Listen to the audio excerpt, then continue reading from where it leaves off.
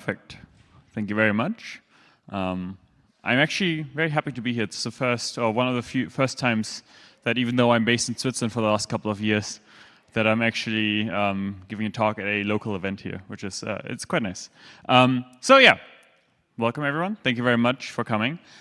Today I'm just going to very briefly talk about Anoma, Ethereum's intent machine. And really this is a talk about sort of what is the next level of abstraction that we're clearly going to be heading towards, what are intents, how do they work, how do you build abstractions on top of existing infrastructure. And so with this, let's start with a quick recap on what is a VM or what is a virtual machine. A virtual machine, it has an instruction set as a program counter, has different layers of memory, and importantly, it runs programs sequentially, right? This is sort of, and every existing system, really, it's a VM. When you think of, for example, Ethereum is a virtual machine, or it has a virtual machine. And so the predominant example in use right now is sort of the Ethereum virtual machine, but you can also think of something like the Solana VM or the Neo VM. These are all virtual machines. And this is the predominant model, or this is the, sort of past Bitcoin. This is the only model that exists currently in order to give programmability to developers and end users. So quickly, what is an IAM? Or an intent machine. It takes a batch of intents, it computes possible valid state transitions, selects one of them according to some criterions, and then updates a state system. Importantly, a VM or an IAM is an abstraction on top of a VM.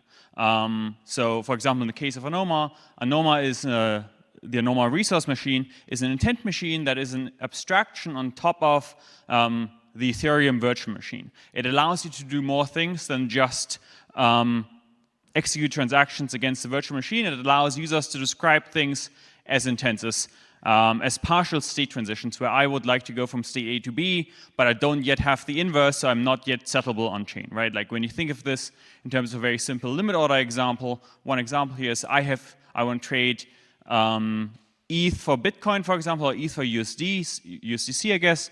But I don't yet have the other leg of the trade.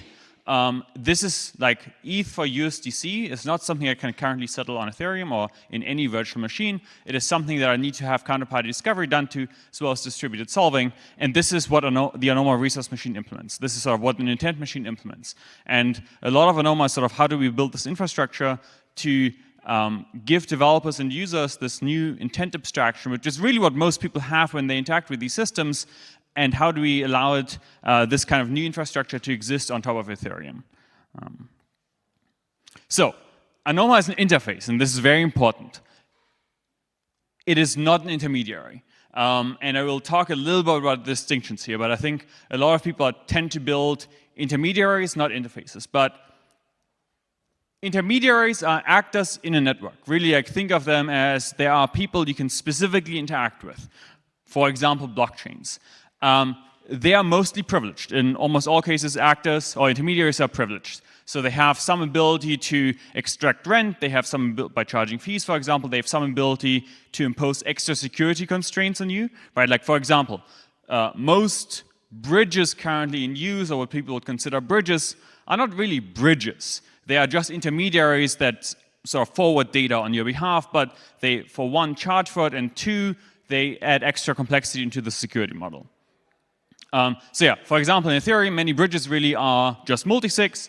And really here, these are intermediaries. And this can also be, even if you have a bridge that sort of tries to be a chain, these are still intermediaries. These are fundamental things that add to sort of the complexity stack, that add to the security stack. And actually a very good real-life example is banks. Banks are fundamentally intermediaries that extract rent, or that charge for the services they offer, and that you must consider in your trust model. So what is the other side of this, though? Well, we have interfaces. Interfaces are just protocols. They are a way to represent data, a way to represent compute, or even storage semantics of an underlying machine. They're simply code. They are freely copied. Anyone can deploy them to different environments. They're just interfaces here.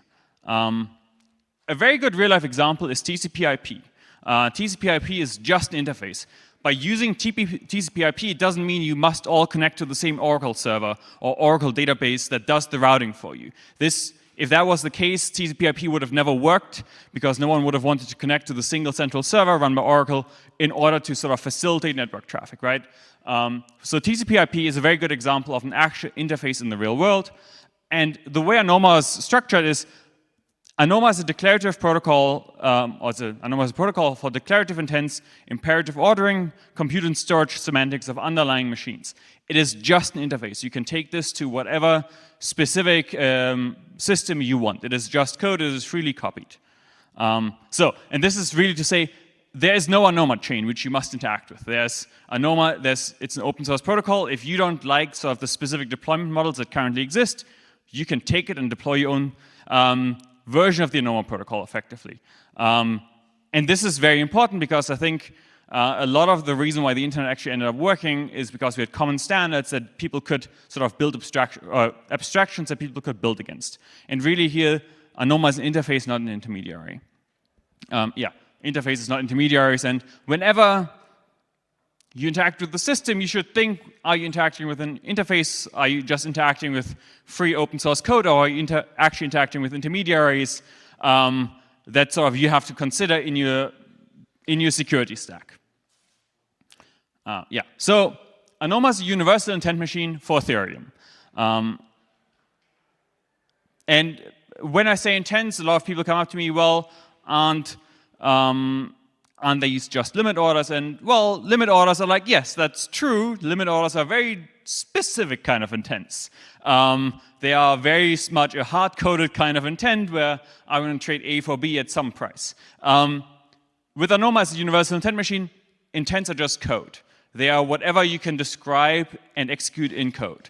They can be, I want to trade A for B if the weather is nice in Paris, and if the weather is bad in Paris, I want to sell everything, right? They can also be 5 hours want to get together and contribute to a Gitcoin funding round.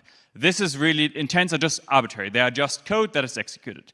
One of the nice things for intents as well is intents can be free because intents aren't actually aren't posted on chain until they're executed, right? So this means that I can stream a new intent from my phone every half a second, and only the thing that actually gets sort of when multiple intents are combined into a single transactions, does one of the intents get actually executed on chain. And maybe if you come from sort of the shared sequencing world, an intent machine with a consensus engine, which in the case, something we're working on, it's called Typhon or Chimera chains. If you're familiar with heterogeneous novel, heterogeneous Paxos, Typhon will be very familiar to you. It's sort of an extension of what's possible with PBFT. Intents in this model, given Typhon, actually generalize shared sequencing, and as a result, intents generalize rollups, right? Like when you think of what a rollup really is, a rollup is I have an intent to go from A to B that is not executable yet on chain because otherwise it'd pay the same compute cost. So I find another guy that wants to go from B to C and C to D and so on. And then a rollup sequencer sort of takes all these things together, collapses the entire state update into one single thing. So we immediately jump from A to D. And then this gets posted somewhere. Really, like when you think of intents generalize like close to 90% of all the compute currently happening on every system in existence, really. With the one caveat, if you just want to use Bitcoin to do a transfer to someone else, transfers are not intents. That's like if you just want to like go to a store and like buy milk for Bitcoin or for ETH, that's actually a transaction. You can immediately execute this on chain. For the very specific reason that the counterparty discovery and solving is done by you while standing physically in a store. This is not something where like, I want to figure out who else can sell me milk. As soon as you do not know where to find the milk, you have an intent again. So what does this mean? With an intent machine, builders can write dApps in terms of intents rather than transactions. Rather than thinking, well, every one of my users will post something on chain, builders can start thinking, well, how do I allow users to actually write or submit intents? How do I structure the solving of this compute around this? And so it just allows you to do more things. You can always fall back sort of to this more simple direct transaction model. And here really, it's a universal standard for intent and application formats. It does not constrain what kind of intents can be expressed. It is intents are whatever you'd want them to be. They are just code plus some state, right? Like an intent is effectively, I want to go from state A to state B, and here's a bunch of code, or a little bit of code actually, because a lot of the compute happens off-chain rather than on-chain. Here's a little bit of code in order to verify whether my sort of predicate is valid, or like, here's my predicate function. Yes, intents and depths written with Anoma can be ordered and solved and settled on Ethereum. And this is a very important point. Anoma does not impose a settlement layer. It just imposes an intent framework, or sort of it provides a generic universal intent framework that allows people to say, well, maybe I want to be settled on Ethereum main chain, maybe I want to be settled somewhere else in the ecosystem. This is really just to allow this kind of abstraction where users can specify directly in the intent what kind of security model they care about. Yes, so intents and depths written with Anoma can be ordered and solved and settled on Ethereum or anywhere else, really. A user can say, well, I'd like to be settled in Optimism.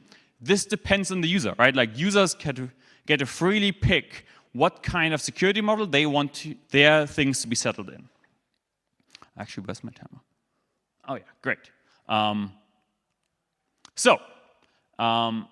What do intent-centric dApps on Ethereum actually look like? And maybe let's go through some examples here. Let's go first through why Anoma and what kind of affordances do you get with this. You get permissionless intent infrastructure. You do not have to ask for permission to use this kind of intent infrastructure. Anoma really is topology agnostic. Sort of the specific topology of how sort of the networking stack, for example, is set up and who's going to connect to whom, this is, again, part of sort of the specific deployment. And if you do not like a specific topology, you can deploy your own topology, or you can deploy your own system that has a slightly different topology.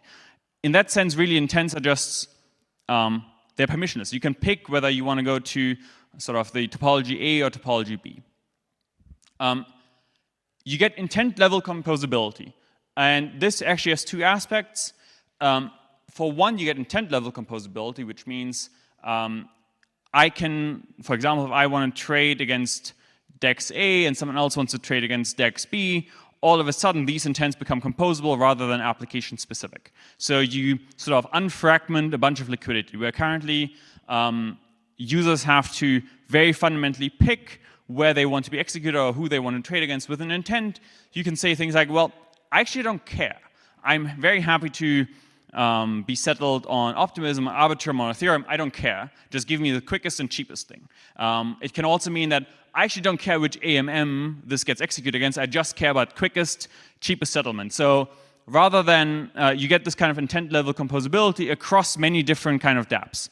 And you also get intent machine composability, which effectively means a user can now treat a network of rollups as a single intent machine rather than many different rollups, right? Like, when you think of, rather than picking the specific chain or rollup you want to interact with, you can rather interact with the intent machine and in code specify what kind of security models you care about. But this could also mean that, for example, I as a user, I want to be settled on Ethereum, and another guy wants to be settled on either Optimism or Ethereum, or Arbitrum or Ethereum.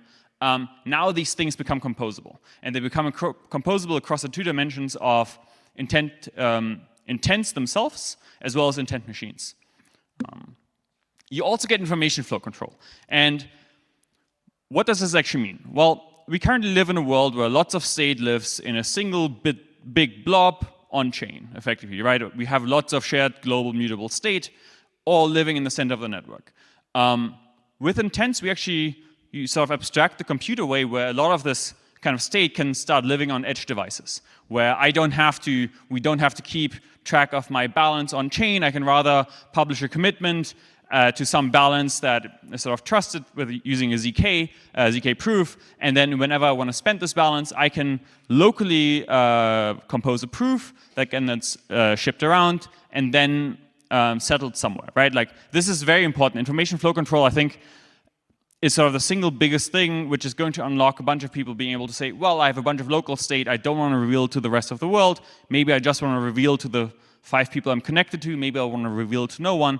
Let me construct a local proof of my local data, and then have the intent sort of ship this to the rest of the network so it still remains composable in the rest of the network. Yeah. And it allows you to have heterogeneous trust. It allows both users as well as developers to sort of pick the specific trust model that they care about. And sort of one sort of nice example that I tend to use is phones are a great example of this, of sort of the entire cellular stack. It's an interface, not an intermediary. It allows me to take my phone from Switzerland, fly to South Korea, fly to the US, and my phone still works. I don't have to sort of reconfigure my phone. I don't have to buy a new phone. This is kind of what we mean here by heterogeneous trust. It allows you as a user to use the applications on your phone to roam between different security models or different kind of application deployments across many different chains. And I think this is sort of the most powerful thing, actually, because I think fundamentally we're going to be heading into this world of a heterogeneous trust model where not everyone is going to want the same global security model. Many different people want different security models. It's very hard to sort of build a universal security model for 7 billion people on the planet. And if we do not fix this sort of at the abstraction level using intents, people will have to fundamentally pick, and then roaming between these different deployments or different security models is going to be very, very difficult for most people. Yes, so what kind of novel dApps can you actually build here on Ethereum that aren't possible to build right now? So these are just some examples, and at the next hackathon, feel free to explore a bunch of these things. I think they'd be very cool because, for one, they're not financial. They're just like interesting, as in like it's not yet another DeFi thing. So public signal. It's effectively a rather than a supply-side driven Kickstarter where sort of people supply a bunch of products and maybe they get funding. It's rather the inverse, where it's a demand-driven thing, where many different users can say, well, I'd like to pay I'd like to get this kind of thing or this kind of service, and they can make credible commitments. So they can publish the intents that, yes, if there's another 1,000 people, all these intents are combinable, and then end up funding the specific thing that those intents wanted, right? So this is a way to invert rather from a supply side. Many projects, sort of many things that actually aren't needed get proposed on the supply side. Rather, we move toward a demand side thing where the public can signal what they actually want, and then maybe someone picks it up and builds it. This is maybe also important to understand here. Intents do not guarantee settlement, right? Like, if you have an intent that no one wants to work on it or that no one wants to interact with, you will not get settled. Like, you can have an intent that says, sell me Bitcoin for $1. No one is going to like fill this, right? This is sort of very important to understand. Intents are partial compute, and it's not necessarily the case that all compute is solvable in this case. It could be that I'd like to get a rare rainflower from the Amazon, or rare flower from the Amazon. Maybe this flower doesn't exist anymore, right? Like, some intents may fundamentally be not solvable. Another interesting idea, which I really like, is actually scale-free money. It's the idea that everyone issues their own monies. It's like, I have effectively my own monies. I can use it to pay people within my social network based on sort of actual real-world trust metrics, and intents make this fungible across many different people. Where I can pay someone else in the audience. If they trust me, they can decide to accept this. They can then spend this onwards using their own tokens, and rather than having to rely on sort of a single issuer of a specific currency, many different people can issue their own currencies, and so if we can build an ecosystem where the actual sort of currency starts representing the actual sort of trust graph and economic activity happening, rather than sort of there being an abstract currency concept that is independent of the actual specific topologies of an economy. Another example is multi-chat. This is effectively private encrypted Slack or Discord, where many different interfaces can exist on a completely permissionless protocol, where intents just represent messages that are authored in ZK, for example, that are encrypted against specific public keys, where different interfaces can exist to represent different sort of different user behaviors, where in the end you can still sort of get a canonical sort of chain of messages, because once in a while you can post an actual state root that reflects all the messages that were sort of sent and delivered. And yeah, you also have this idea of a promise graph, which is the ability for, which is actually something we're using internally. It allows you to structure teams not around the teams themselves, but rather it allows teams to configure themselves around the actual work being done.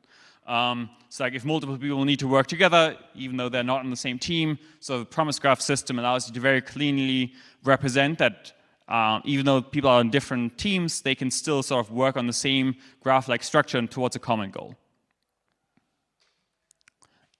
Yes, if you like any of this, take a picture of this. There's a bunch of chatting going on with regards to what kind of new applications are actually possible outside of what everyone is currently doing in DeFi. Yes, maybe as a quick TLDR, we are going to move away from, or not away, this is actually the wrong way to think about it. We're moving from virtual machines to intent machines. This is not to say that intent machines replace virtual machines. No, they're just fundamentally a new abstraction built on top of them.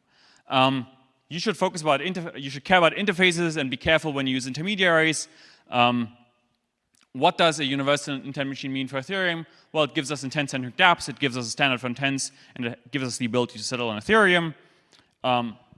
These are the kind of affordances, and I spoke a lot about intent-level composability because I think intent-level composability and information flow control are two of the biggest things because we need information flow control for the real world to adopt any of this tech.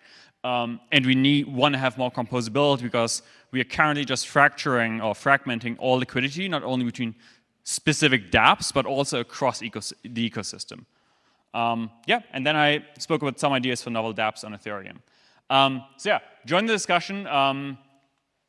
This is the link to the post that Chris wrote on ETH Research a couple of days ago that really goes into a lot of detail on sort of Anoma as the universal intent machine for Ethereum. So feel free to check it out. And yeah, thank you very much.